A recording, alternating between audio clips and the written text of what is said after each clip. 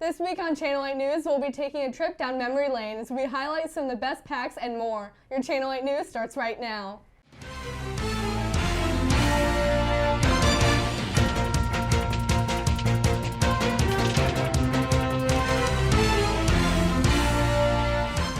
Thanks for tuning in to Channel 8 News, the show where we provide news coverage on the Northwest Missouri State University campus and in the Maryville community. I'm Katie Bird. And I'm Alexis Cooner. Before we get into this week's episode, be sure to like, subscribe, and hit that notifications button for all the latest news and updates. We have finally reached the end of the fall 2022 semester, so we're going to be highlighting some of the best moments we covered over the course of this semester.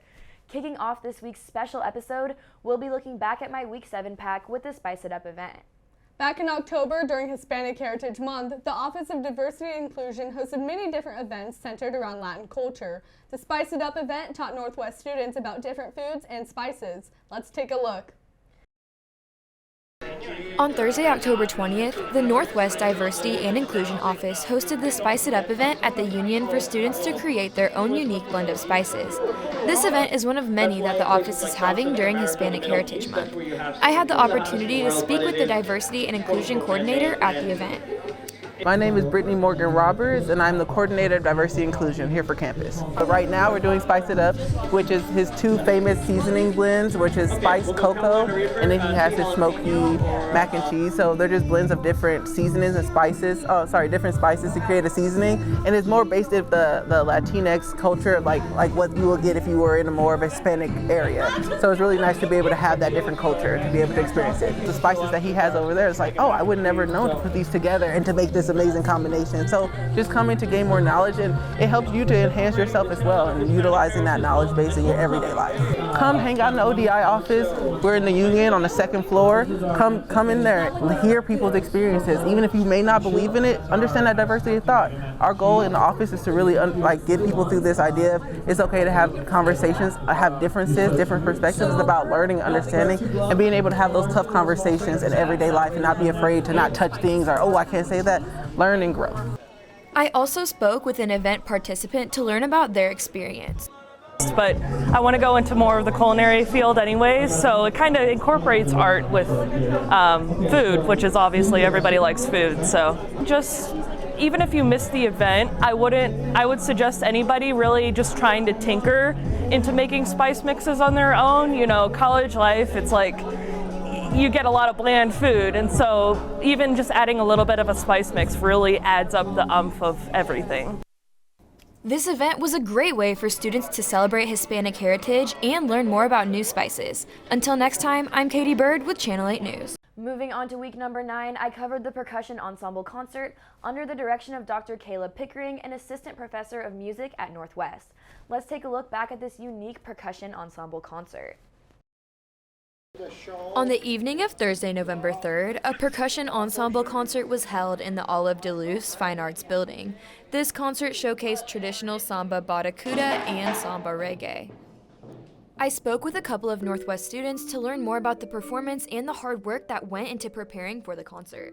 I'm Stephen Owings. I'm a senior vocal music education major here at Northwest. I was told there was going to be different lighting effects, and I'm really curious to see how that will play in with all the music and stuff. You'll definitely hear music that you may have never experienced before. It's a lot different than like just what you would turn on the radio, but it's really mind-opening and really gets you to think, and it's just definitely a cool experience. And there are a lot of really talented musicians here at Northwest, so coming to support them means a lot to us. My name's Isaac Gillespie. I'm a vocal music education major. A lot of my friends are actually in the concert, and I also have heard them practicing, and I'm really excited for this performance. I mean, all of our ensembles on campus are really good, whether it's percussion ensemble, vocal ensembles, any kind of instrumental ensemble, but this ensemble in particular is just fantastic. Dr. Pickering is a really good musician and really knows a lot. There's a lot of different members, and they all have different pieces. Not all of them are in the same piece, some things like that. So yeah, they put a lot of work into it, and I know a lot of the percussion folks are really talented. Percussion's changing a lot as it is as a music form, and I think it's a really cool idea, and Dr. Pickering really embraces that. This concert showcased talented Northwest musicians while introducing many attendees to different types of percussion instruments. When the concert ended, the crowd cheered in a standing ovation to congratulate the musicians. Until next time, I'm Katie Bird with Channel 8 News. When we come back, we'll be kicking it over to Bearcat Update with Skylar Stamps to highlight some of the best moments in Bearcat sports. Northwest Tower Yearbook has dedicated over a century to documenting life on campus and in the Maryville community. The award-winning organization has numerous Pacemaker Awards and a spot in the Associated Collegiate Press Hall of Fame. Learn more about Tower at the handles below.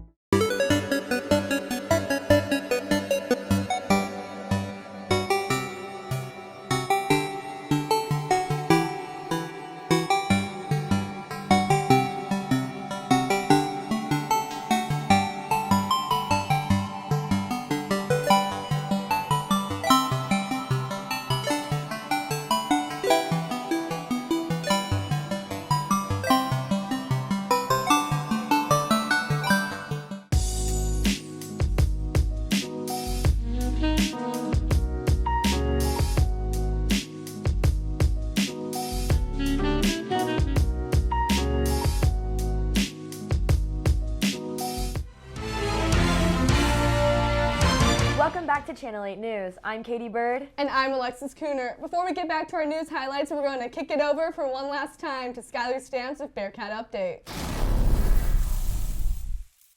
Thanks, ladies. Welcome back to Bearcat Update. I'm your host, Skylar Stamps. Throughout this semester, records have been broken and history have been made for many Bearcat sports. The football team has made the NCAA playoffs for the 18th consecutive year, facing Washita Baptist this past Saturday. The Bearcat volleyball team earned the 4th seed in the tournament this year and faced St. Cloud State on Friday. Here's one of my packs I made back in week 2 about the Bearcat soccer team. The Bearcats started off their season 3-0-2 while only allowing 1 goal versus Missouri St. Louis. Last Sunday, the Bearcats took on the 19th-ranked Jennies of Central Missouri. The defense for the Cats was solid in the first half, keeping the ball out of the goal.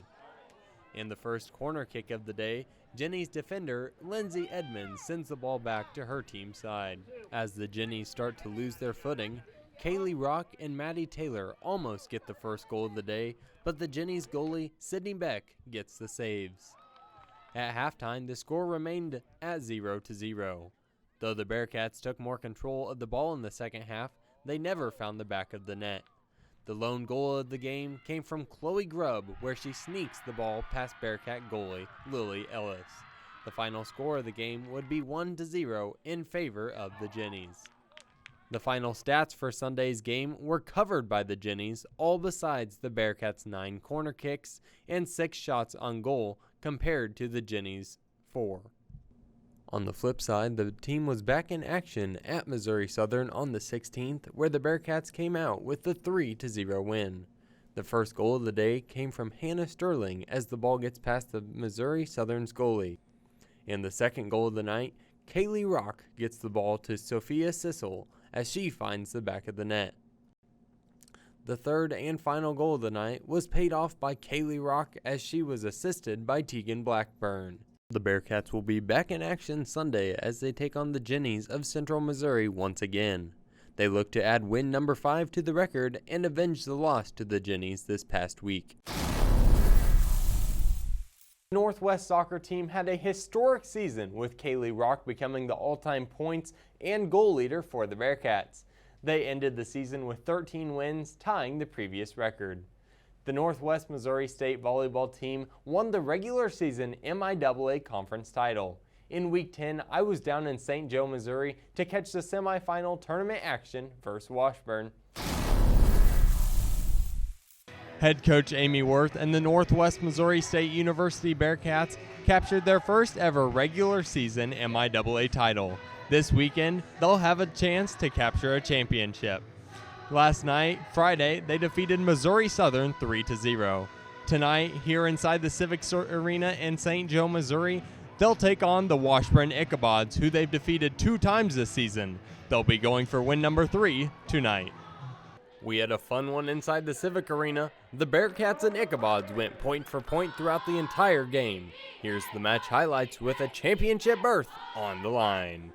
Set 1 started off with a diving dig by Peyton Kirchhoffer as Alyssa Rezach sets up Hallie Sidney for the kill. Abby Brunson's kill would deflect off the Washburn blocker's hand for the Bearcat point. The Bearcats would take set 1 26-24 off of Kirchhoffer's 7th kill in the first set. Jaden Ferguson would get set 2 started off with a kill straight down the line. Washburn would win set 2 after the third hit just didn't make it over the net, 25-23. In the third set, the Bearcats and Ichabods traded points throughout, but Washburn was able to take the win 26-24. The Bearcats looked sharp in the all-important set 4 as Kirchhoffer once again sent the kill down for the Bearcat point.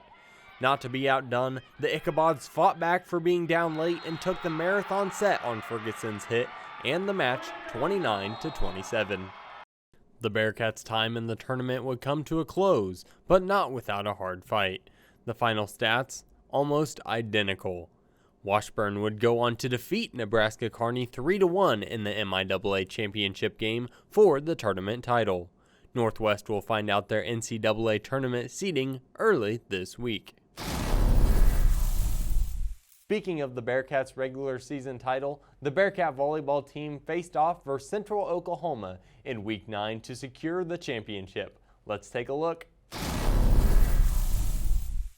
Northwest Missouri State Volleyball joined the MIAA Conference in 1982. 2022 marks the 40th anniversary since joining the conference. In those 40 years, the Bearcats have never won a regular season MIAA title. For the first time in history, the Bearcats would have their chance. The Bearcats were inside Bearcat Arena on Wednesday night as they took on the Broncos from Central Oklahoma. Earlier this season, the Bearcats were swept by the Broncos at Edmond. Coming off a 3-1 victory over 8th-ranked Nebraska Kearney, the confidence for the Bearcats was at an all-time high. Set 1 started off strong as Alyssa Rezach sets up Peyton Kirchhoffer for the kill. The Broncos' Sydney Huck tries to smash it down, but Jaden Ferguson rejects it straight back. The Bearcats took set 1, 25-22. Set 2 gets started with Alyssa Rezach catching the Broncos off guard in the back corner. Rezach sets the ball to Ferguson for the final point in the second set as the Bearcats win 25-18. Peyton Kirchhoffer starts set 3 off with the quick kill. Rezach would total 36 assists on the night, including this one to Abby Brunson. Jaden Ferguson would record the last kill of the night as the Northwest Missouri State Bearcats are the 2022 MIAA regular season champions. Dreams have become reality for the Bearcats and head coach Amy Worth. I talked with Jaden Ferguson after the game on how the Bearcats got this achievement of conference champions. We've really focused on 3 goals: winning regular season, winning our conference title in the tournament, and making it to regionals and winning a game there. And this is just one checklist, and this is the first time we've done it, so it feels really good. As Ferguson said, the Bearcats aren't done yet. They'll head to the MIAA tournament later this week in St. Joe. Switching over to Bearcat football, the Bearcats took on Central Missouri back in Week 2. When the game clock hit 0, the Bearcats took the win 24-7. Let's take a look at how Jack Dunning highlighted one key player that led to the Bearcats' success. Let's see, out of the shotgun, and the handoff goes to Moya. Moya up the middle, across the midfield to the 45 as a flag falls, and left to Hornsey in the backfield. Again, operating out of the gun, takes the snap, dumps it off the left side. Moya with some blockers in front of me. The numbers to the 30, to the 20, cuts into the 15, the 10, the 5. Touchdown, Northwest! And our Bearcats' 24-7 win over the Central Missouri Mules. The running game was performing very well. The Bearcats had 181 rushing yards on 43 attempts, and a large part of this production was senior running back Jamar Moya, who led the team with 69 rushing yards and a rushing touchdown. This is just a really simple zone run play with 2 pulling linemen. Moya does a really good job being patient, letting the play develop in front of him, then cutting hard away from the defensive lineman and using his speed to get extra yards on this cutback. And races out of bounds on the Mule sideline near the 38-yard line. A nice run. On this play, his O-line gets driven back a bit, meaning he has to go all the way to the D-gap between the 2 tight ends to get some forward movement. He's instantly met with a defender in his way, however he shrugs him off like it's no big deal and gets in for the touchdown. However, Moya's production wasn't just on the ground. He was also the Bearcats' leading receiver with 7 catches for 69 yards and a touchdown. On this play, it's just a simple screen pass. However, when Moya gets the ball, he does really well being patient, waiting for his lineman to get him some downfield blocks. He then uses his speed to get the easy touchdown for him. This play shows that he can be explosive even if he doesn't have the ball in his hands. He's in pass protection on this play, responsible for the blitzing linebacker, and he completely destroys the linebacker, allowing this big play to happen. Overall, Jamar Moya made a big impact on the game. Whenever the Bearcats needed a big play, they went to Moya. Reporting with Bearcat Update, this has been Jack Dunning. Back to you, Skylar. A sincere congratulations to all Bearcats and coaches this year for all of their successes. I also want to thank you, the viewers, for supporting us here at Channel 8 and Bearcat Update. Don't forget to tune in next semester, where we will be back with more Bearcat sports. That's all the time we have here for Bearcat Update, and thanks again for all your support. Back to you, ladies. Thanks, Skylar. When we come back, we'll be continuing our news highlights from this semester. Stay tuned for more.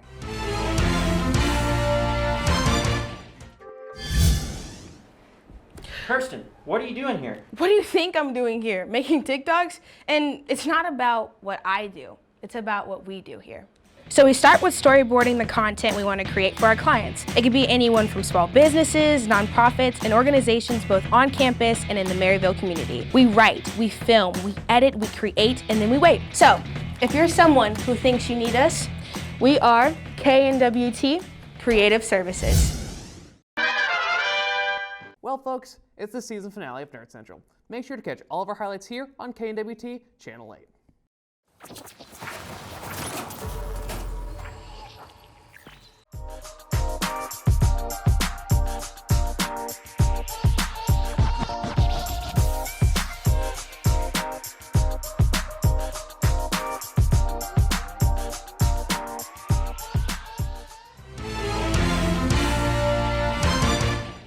Welcome back to Channel 8 News. I'm Katie Bird. And I'm Alexis Kunert. Back on week number 1, Sunday, September 11th, marked the 21st anniversary of the 9/11 terrorist attack on the World Trade Center that left our country in shock, mourning, and a loss for words. Students, faculty, and members of the community gathered at Bearcat Stadium to honor those who lost their lives that day in the 3rd annual 9/11 Stair Climb event. Channel 8's Jack Dunning got the story. This just in, you were looking at obviously a very disturbing live shot there. That is the World Trade Center, and we have unconfirmed reports this morning that a plane has crashed into one of the towers of the World Trade Center. 21 years ago, last Sunday, the attacks on the World Trade Center occurred. There were many first responders on scene, including the 343 firefighters who ended up giving their lives by climbing the towers to try to save as many people as possible. Our student veteran organization organized a stair climb in which participants climbed 2,071 stairs that represents the 2,071 stairs the firefighters climbed on September 11th in the World Trade Center. We went out and talked to some people from the Maryville community that participated.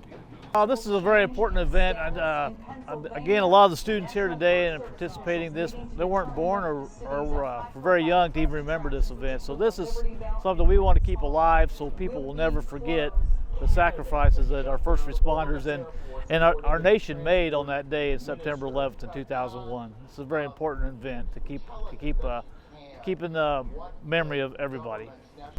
Well, I mean, I don't do it for myself. It's definitely something I wanted to do this morning, but I think it was my duty just to serve and to respect the people that have done it.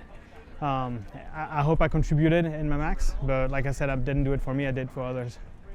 Again, I hope everybody takes away from this just the fact that what happened to our nation 21 years ago, and again that they remember the sacrifice, and I guess just as simple as anything, just to never forget. I think it's just remembrance. We have to remember the people that did it, unfortunately, and didn't get to go home afterwards. I'm lucky, I still have my kids next to me right here. My wife's at home, so I think it's still going to be a good day for me. It wasn't for some. While we will never forget the sorrow from that day, we can still honor those who made the ultimate sacrifice to save numerous lives. This is Jack Dunning with Channel 8 News. Back on week number 8, Northwest hosted various homecoming festivities, such as the Homecoming Parade, the Variety Show, and more. Following these festivities, the Northwest Homecoming Committee hosted an assembly to announce the winners of the various activities that took place during homecoming. Here's what we know. A week after homecoming, the results are tallied up from the variety show, homecoming parade, and various other homecoming activities, such as sidewalk chalk and banners. Homecoming Awards night took place in the Bearcat Arena in the Lambkin Activity Center, where the Office of Involvement announced the winners for the multiple activities. I spoke with Northwest students Carter Kinslow and Maddie Cheney to hear about their homecoming experience. Carter Kinslow, a sophomore in Tau Kappa Epsilon, talked about his homecoming experience. During his weekend, he attended the skit and the parade. When asked about what his Greek organization prepared for homecoming, this was what he said. I had a lot of fun with it. We worked really hard on what we were doing, and I think we're all really proud of the product we put out.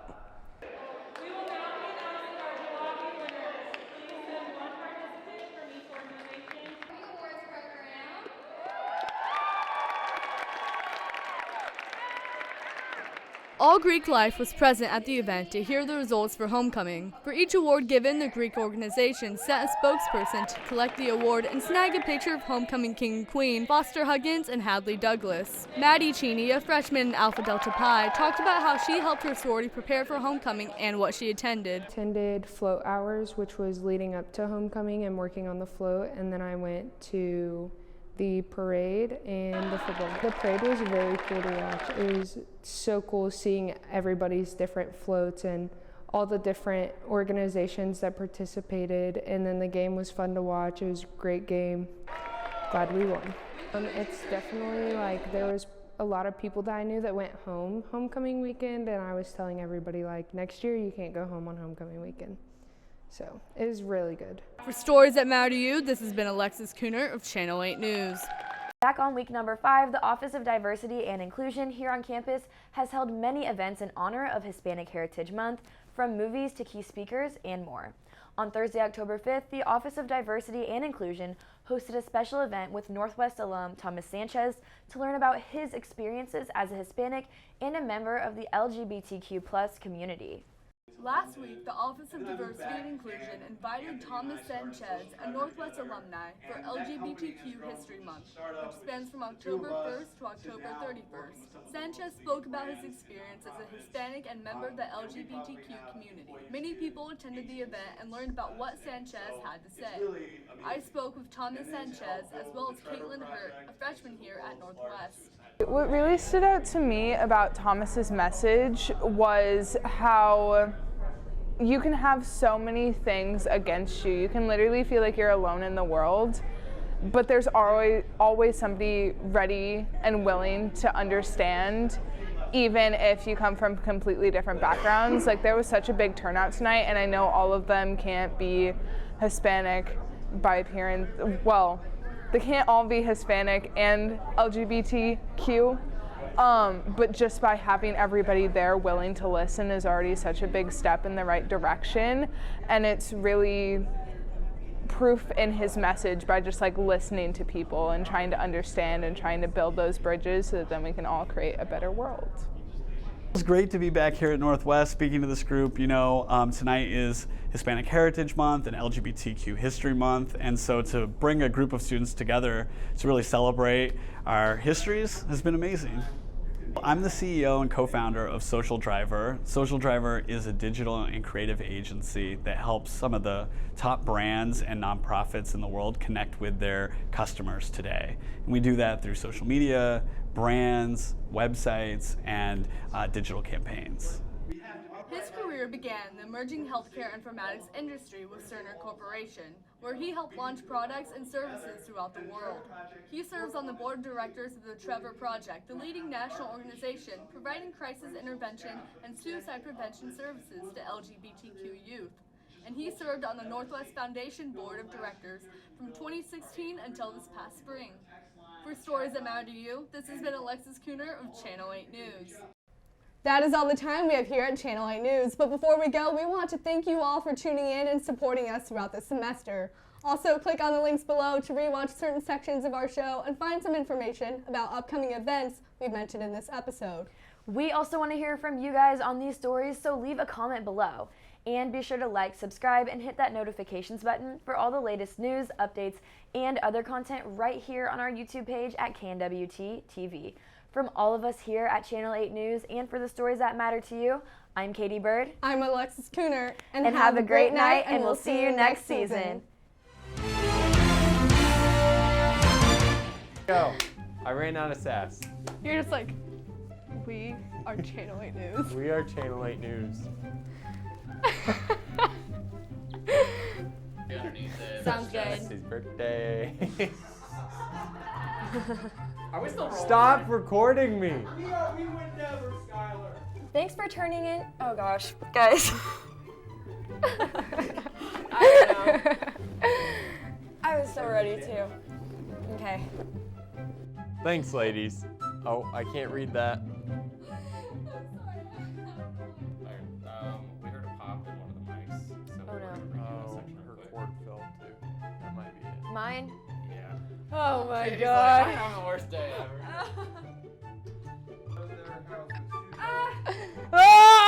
It's getting close.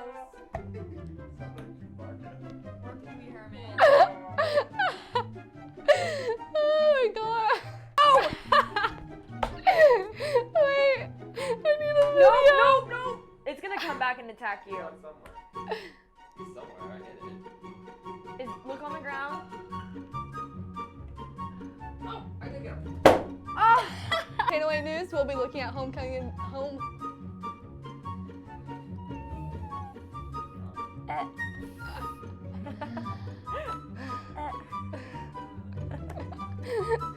I'm gonna start doing that every time. I'm dying. Okay. You got it. My hands are so sweaty right now. All right. Out at the football games, sometimes I don't even know when we score a touchdown. If I'm being completely honest with you, I'll turn around and be like, oh, the score went up. Yeah, that was a touchdown that I missed. Hopefully you're not cheering when you're zoning out. I do. I ruffle. I smile and ruffle. And okay, anyhow. Oh my gosh, I hate pom-poms. It's so sweaty in there. I don't have a teleprompter. The most regretted major is journalism. I was reading through this earlier and I'm like, oh my god. Oh no. Followed by sociology Bobby. and liberal arts. On the flip side, this. Oh my god. The journalism one. That's gonna be Yeah, so the funny. journalism one, your face was just like. I think Me everyone's regretting mouth my was like, whole life. No, as soon as I read it, I died laughing. I was like, it's so true though. Everyone thinks they're gonna be the next Good Morning America star. and they're not. It's just gonna be me. No, I'm kidding. Exactly. And for the first time this semester, I get to say it too. So have a great night. I'm Skylar Stamps.